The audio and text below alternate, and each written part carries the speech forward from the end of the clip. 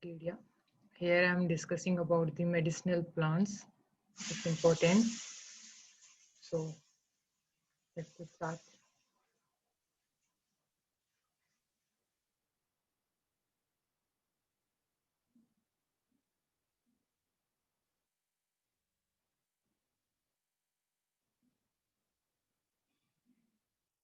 What is the medicinal plants? So medicinal plants are plants that have a recognized medicinal uses. So their uses ranges the productions of a mainstream pharmaceuticals products to herbal medicines preparations. So herbal medicines is one of the oldest forms of medical treatment in human history, could be considered one of the forerunners of the modern pharmaceuticals trade. So first of all, we will discuss about the Tulsi. Tulsi is a blood purifier, preventive against malaria and dengue fever. Chewing Tulsi leaves release cold and flu. Chewing 12 leaves of basils twice a day prevents stress. So the leaves are the nerve tonic and also sharpen the memories. And decoction of the leaves plus honey and mix with the ginger. Then it's a very effective remedies for bronchitis, asthma, influenza, cough, cold. So second one is neem, Agaricta indica. So neem inhibits allergical reactions when applied externally and eaten. So oral doses of a neem extract reduces insulin requirements by between 30% and 50% of diabetes. So neem extracts give a significant protections from discomfort, speed the healing of gastric problems. So it's a quickly external parasites, and the neem decoctions is a safer and just as effective as a standard treatment for head lice and scabies. Third one is aloe vera, Grit Kumari. Like green leaves contain aloe gels and sticky yellow residue called it latex. So burn it's a known for a burn healing and wound healing and treat sunburn. Radiation induces skin reactions along with the conditions for silkier and smoother hair. So take orally to reduce the cholesterol and triglyceride for a healthy heart. And the fourth one is the bringras. The main herb for the hair care and the cirrhosis, so works to rejuvenate it, kidney and the liver. So as well, it's like a graying and a balding, makes the hair darker and promotes the deep sleep. It's all improves the complexions. So the root power, जो powder is root for treating hepatitis and loss, spleen and skin disorders and inflammatory properties. So herb is also used for treating hyperactivity. Fifth one is the turmeric. So curcuma longa, it's a botanical name.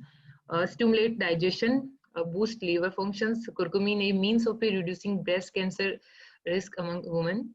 When paired with vitamin D, curcumin may help protect against Alzheimer's disease. So curcumin can protect against liver damage. And sixth one is a ginger.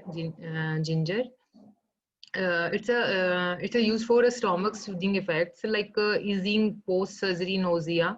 So sipping ginger tea can help calm and stomach as well as a congestion you have a gothic cold. So ginger extract may also the growth of the colorectal and ovarian cancer cells. So useful in treating chronic inflammations because it's a partial inhibits two important enzymes that play a role in inflammations going away.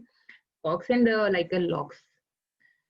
Seventh one is a amla. So uh, it's used for to stimulate appetite. So use pickles and preserves made from the green fruits. So hemorrhage, diarrhea, and dysentery. So seed fried in the ghee and ground in a ghee is applied for a lap to the forehead to the stop bleeding from the noise.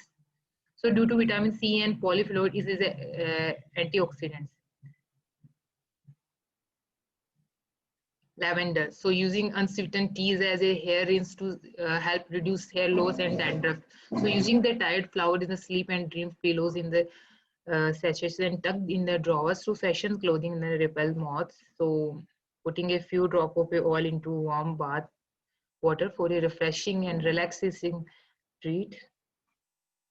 Brahmi, so injected. So it's suggested as effective as a benzodiazepine drugs. So neurosis, irritability, insomnia associated with stress, study of poor memory, concentrations, work-related mental fatigue, poor brain functions after head trauma. Bale.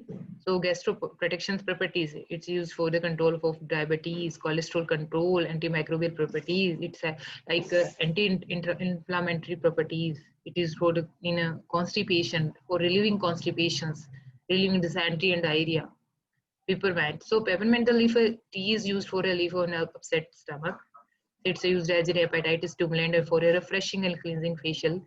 So henna and mehendi. Henna is effective used in the treatment of rheumatic pain. So the bark of the plant is a quite effective in the treatment of the bark is used in treating several liver disorders. So paste of flower mixed with a vinegar is a quite relieving case of a headache. So it's also useful in a sore throat. So benefits, they cost less.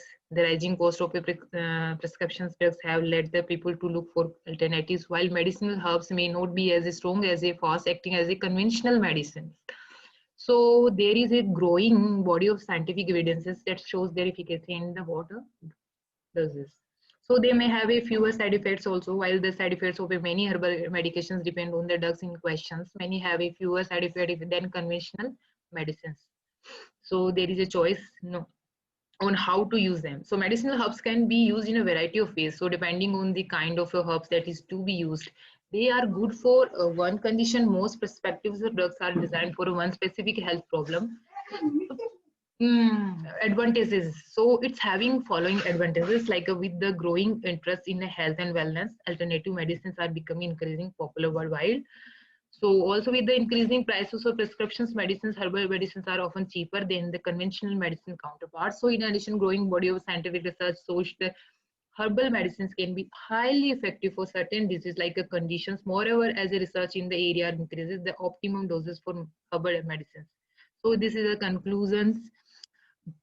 Medicinal herbs can be a good alternative for many diseases and conditions. They are low cost, tend to have fewer side effects. Moreover, they can be bought in health food shops or mixes on the online without the need of a prescription. So, however, herbal medicines can still have unwanted health effects, especially when used in combinations with the other drugs.